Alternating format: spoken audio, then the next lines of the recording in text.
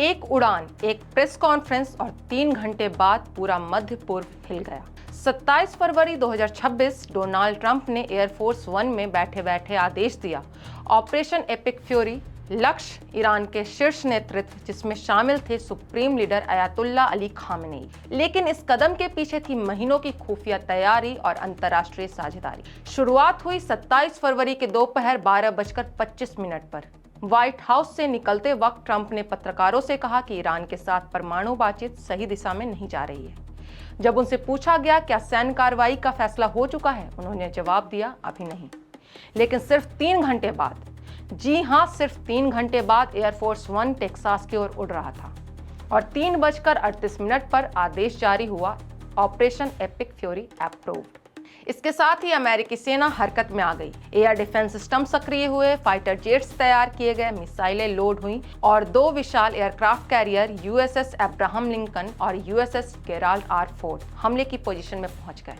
28 फरवरी की सुबह 1:15 पर ऑपरेशन शुरू हुआ। अमेरिकी सेना ने दावा किया कि हमला जमीन, हवा, समुद्र और साइबर चारों मोर्चों से किया गया। हजारों सैनिक, सैकड़ों एडवांस फाइटर जेट, दर्जनों रिफ्यूलिंग टैंकर और हाईटेक इंटेलिजेंस नेटवर्क इस मिशन का हिस्सा थे। महीनों से CIA ईरान के शीर्ष नेताओं की लोकेशन ट्रैक कर रही थी। यह खुफिया जानकारी इजराइल के साथ भी साझा की गई और फिर हमले का समय तय किया गया। तेहरान में कुछ ही मिनटों के भीतर 3 बड़े धमाके हुए और रिपोर्ट्स के मुताबिक अली खामेनेई समेत 40 शीर्ष सैन्य और राजनीतिक अधिकारी मारे गए। हमले के तुरंत बाद पूरे मिडिल ईस्ट में अलर्ट घोषित कर दिया गया। UAE ने कई बैलिस्टिक और क्रूज मिसाइलें इंटरसेप्ट करने का दावा किया। कतर ने भी ईरानी लड़ाकू विमानों को मार गिराने की बात कही।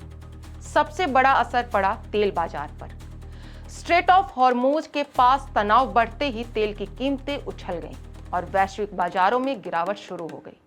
अमेरिकी रक्षा मंत्री ने कहा, यह इराक जैसा लंबा युद्ध नहीं है, लेकिन खुद ट्रंप ने संकेत दिए कि अभियान 4 से 5 हफ्ते तक चल सकता है और जरूरत पड़ी तो जमीनी सेना भी भेजी जा सकती है। दिलचस्प बात यह रही कि अमेरिकी खुफिया एजेंसियों के पास ईरान के अमेरिका पर तत्काल हमले की कोई स्पष्ट जानकारी नहीं थी। यानी यह हमला सीधे खतरे से ज्यादा भविष्य के खतरे को रोकने की रणनीति माना जा रहा है। सिर्फ एक आदेश, 3 घंटे का फैसला और पूरी दुनिया की राजनीति बदल गई। क्या ऑपरेशन एपिक फ्यूरी ने युद्ध रोका है या अब असली टकराव शुरू होने वाला है? क्योंकि मिडिल ईस्ट की कहानी अभी खत्म नहीं हुई है, यह तो सिर्फ अगला अध्याय शुरू हुआ है।